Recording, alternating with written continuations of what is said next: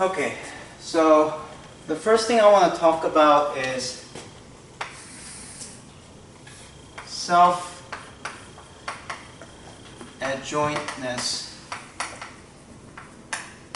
of L, the operator on the left side, which is L is this thing. It's L of y, or L of any function, is defined as d dx, px, ddx of f of x plus qx times f of x.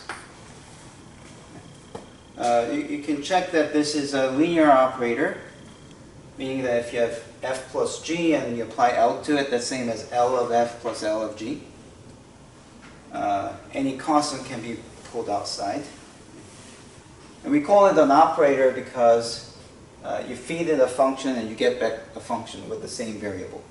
If I plug in a function and get back a function but with a different variable, that's called a transformation. But this is an operator.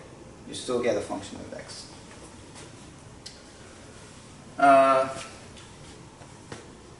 Now, how do you pronounce it? Just L? L, yeah, L. We just defined L as an operator. L is. I'm using L because L is a linear operator. Okay. Yeah, L for linear. Now, you can do better, but let me talk about. Okay, so what do I mean by self-adjointness? Well, first, define f of x, gx, the inner product of two functions on the interval a to b as an integral from a to b of f of x times gx dx. The usual inner product that we talk about. And by self-adjointness, I mean if an operator L has the property that L of f of x, inner product with g of x, is equal to f of x times g of x, Lg of x. Okay. If this is true for all f and g, actually for us it will be f and g that satisfies this. Okay. That satisfies that property, then we call this self-adjoint. Okay? In other words, you can, if you have an inner product, if you can move the operator to the other guy, that means it's self-adjoint. Okay? Oh, forgot something. I'm going to allow functions that could give you complex valued things. So on a complex vector space, it's crucial that you put the bar on the second one. That's to make sure that if you have two vectors in this vector space, the functions are called vectors now. Okay. And here, because this is v norm squared, it has to be strictly greater than 0 if v is non-zero, right? If I want that, I better put a bar here, okay, or else you get these counterexamples. And inner product in this format where you have the bar on the second one is called a Hermitian inner product. Hermitian inner product. Okay. We say, if this is true, we say L is self-adjoint. So not just this L, if you have any linear operator that satisfies this, it's going to be self-adjoint. Now, before I prove this, there's actually something more important than what I'm proving. The proof here is just integration by parts twice. But why do we like that? Well, that's a different matter. The reason we like it, it's a very important fact.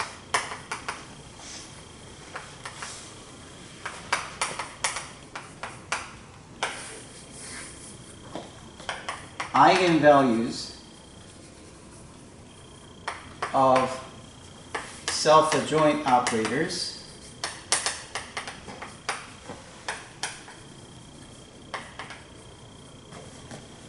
are real.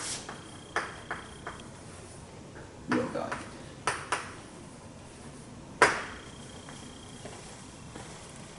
Okay, so if you have any eigenfunction of this operator L, if it does have the eigenvalue,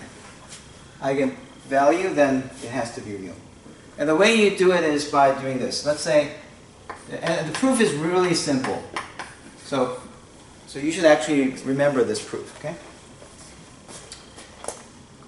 If L of f is lambda f, that's what it means to be an eigenfunction or eigenvector, okay? Eigenvector means LV is equal to lambda times V. Do you all remember how to get eigenvectors for matrices? If I have a matrix, how do you get eigenvectors? We say A minus lambda I, yeah, times V equal to 0, right? Yeah. And for this to be true, we want the determinant of this to be 0. Once we find values where the determinant of this is 0, then we solve this equation and find the eigenvectors corresponding to that eigenvalue, right? But what is this? If you multiply this out, identity times V is V, so that you have AV minus lambda V equals to 0. And if you move this to the other side, you get exactly this formula, right? So that means it's an eigenvector. And when you have an eigenvector with eigenvalue lambda, here's what we know. If I do LFF, that's lambda times FF, which is lambda times FF because it's lambda comes out, right? But what's FF again? Norm squared. Right? Norm squared, right? But then I can use the fact that it's self-adjoint, so this would be equal to FLF, right? Which is F lambda F, same thing. But here's the catch. In the second one, it's under this bar, right? So when you bring it outside the integral, what happens to lambda? It comes out with a complex conjugate outside.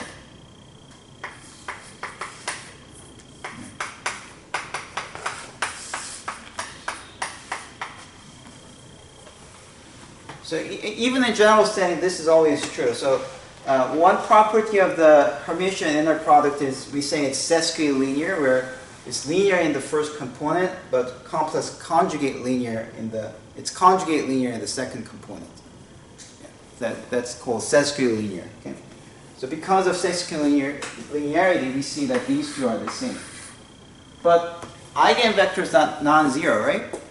So these are the same and non-zero. So the only way that those two could be equal is when lambda is equal to lambda bar. So if there's an eigenvalue, then any value has to be same as its complex conjugate, which means It's real. it has to be real value. Okay? Yeah. So, and that will be like the immediate consequence of this. So if Wx is 1 and we're really solving a genuine L of y equals to lambda y type of problem, then we know that lambda has to be always a real value. Okay? All right.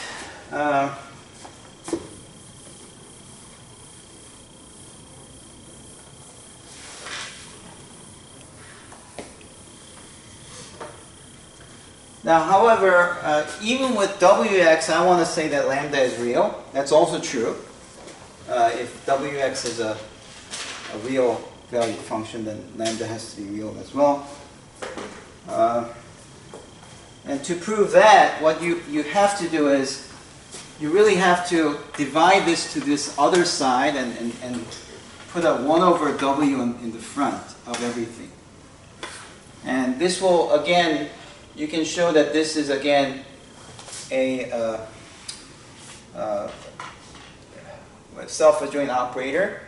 But this time, the inner product has to be a little different for that to be self-adjoint. It should have a WX in here for that to work. Okay? But that's going to be too much complicated, and not too complicated, but I think if you see the solution of this, it's not that different. So I think it will be okay with it. W function must be real. Yeah, and also in most cases we'll need that to be positive.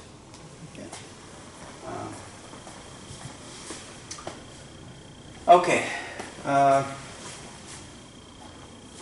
Yeah, so I'm just going to show that this is self-adjoint.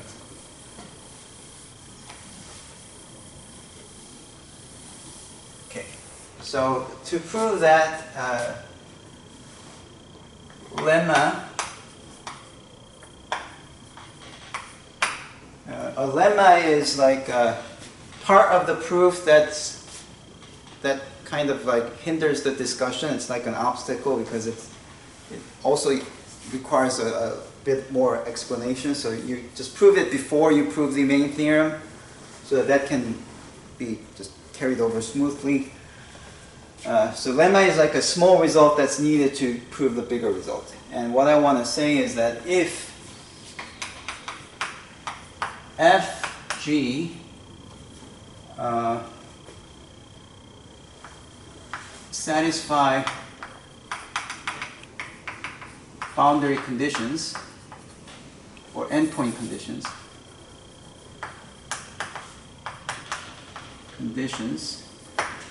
in the Sturm Liouville problem,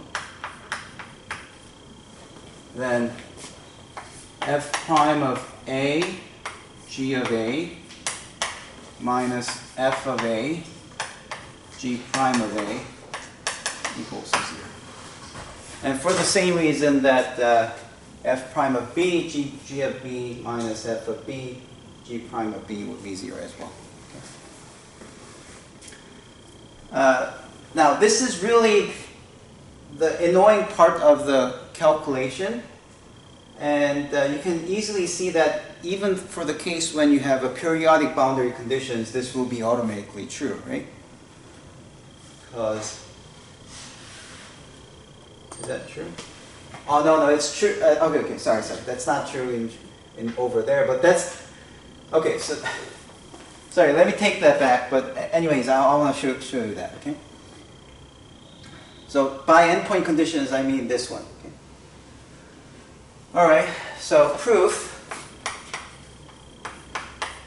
We're saying that f and g both satisfy that. So alpha 1 f of a plus alpha 2 f prime of a is 0, and alpha 1 g of a plus alpha 2 g prime of a equals to 0. Okay? Now, let me rewrite this in a matrix form. This would be fa f prime of a times with g of a, g prime of a times alpha 1, alpha 2 equals to 0. Do you agree? Right? If hopefully you didn't. Oh, so how do you multiply matrices? Hopefully you didn't forget. It's across down, right? So this times this is equal to 0, which is the first line. This times this is equal to 0, which is the second line, right? Exactly the same thing. And because alpha 1 squared plus alpha 2 squared is positive, that means this is non-zero vector, right? It's a non-zero vector. So if you have a non-zero vector and you multiply a matrix and you get 0, what does that mean? Well, it means several things. It means that this is like 0 times alpha 1, alpha 2. So it means that alpha 1 and alpha 2 are eigenvectors with eigenvalue.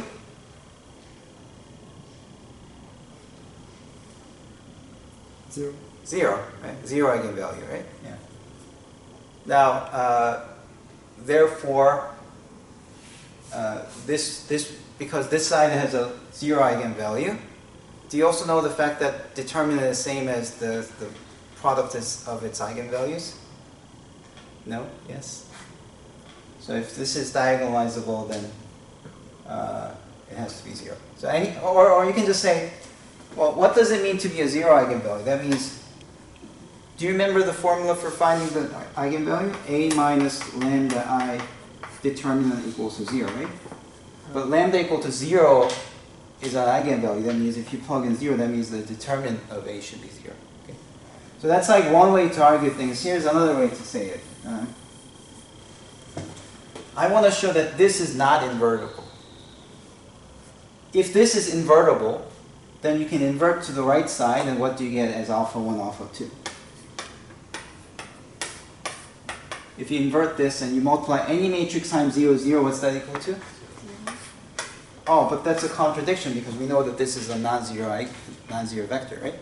So this is not invertible. If it's not invertible, then what do we know about its determinant? 0, right? Because the formula for the inverse of a matrix is 1 over the determinant, and A, dA is switched and negative B, negative C. Do you remember this formula for the inverse? And you see the determinant here? So this determinant has to be 0 in either arguments, okay? All right, so because of this, the determinant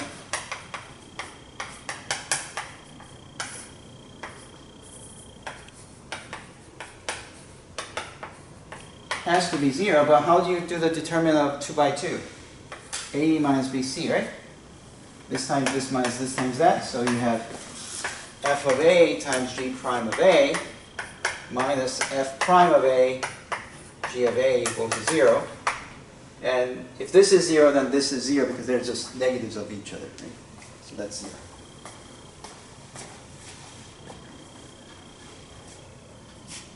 Is that okay? Yeah. All right. So, with that given lemma, let me proceed to prove this. And it's just integration by parts twice. Okay. So I want to start with LFG, which is integral from A to B of this thing. Let me write primes. Hopefully that's not going to confuse you. It just takes too long writing ddx. So it's like px f prime of x prime times plus qx fx. So that's L applied to f times g of x dx. And my goal is to move all the operators so that this L operator is actually applied to G and F is on its own. That's my goal. Okay. And how do you do it? You do by integrate by parts. Okay. So let's first split this into two things. A to B of Px F prime of x G of x. No, prime G of x plus Qx fx G of x dx. And I like this because you can just, multiplication is commutative, so you can say instead of Qx being multiplied to f, you can just say Qx is multiplied by to G of x. So that part we don't have to work on it. It's really this one we have to work on to make sure that one side goes together, okay? All right. So here I apply the integration of parts, right? So you integrate this one, you leave the other.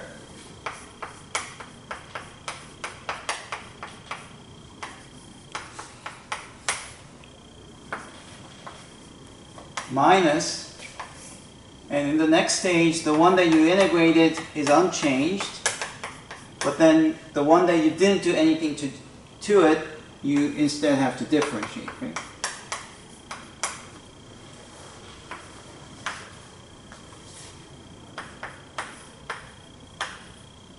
And over here I'm going to write it as fx qx gx.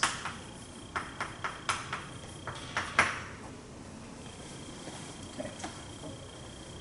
And this one becomes p of b f prime of b gb minus p of a f prime of a ga. And I'm going to move the qx, again, px is just multiplied, so I'm going to say px is multiplied to g prime of x. And now we're just going to integrate f prime of x instead. So another integration by parts. So if you do the integration by parts, again, you get p of, now, f of x integrated. So f prime x becomes f of x. The other guys stay still.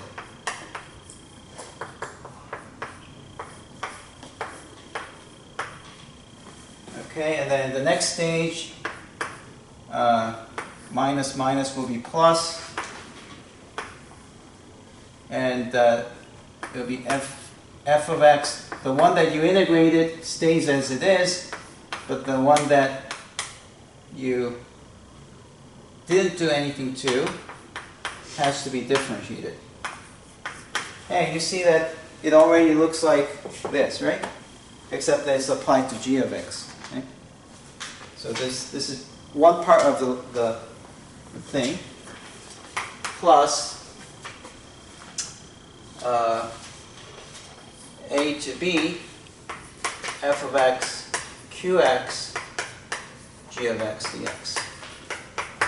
Okay, now if you combine these two and factor the f of x out, this is indeed f of x L applied to g of x. Do you agree? Right. So the proof will be complete if this becomes 0, right? These boundary terms, if those boundary terms become 0, then the proof is done. So let's write down the boundary terms and just apply the lemma that we talked about. Right?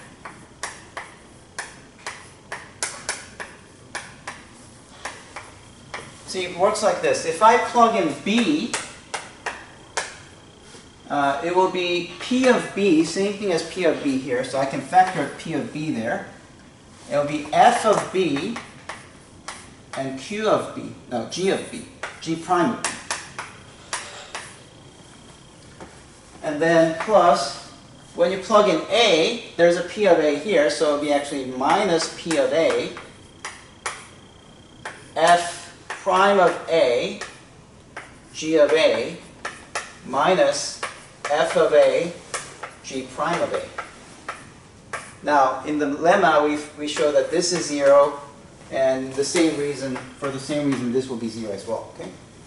Plus, you have the interval from a to b of f of x times p of x, g of x, prime outside, plus q of x, g of x, dx. Okay. And therefore that's equal to FLG. Okay? That's a proof. That's the proof of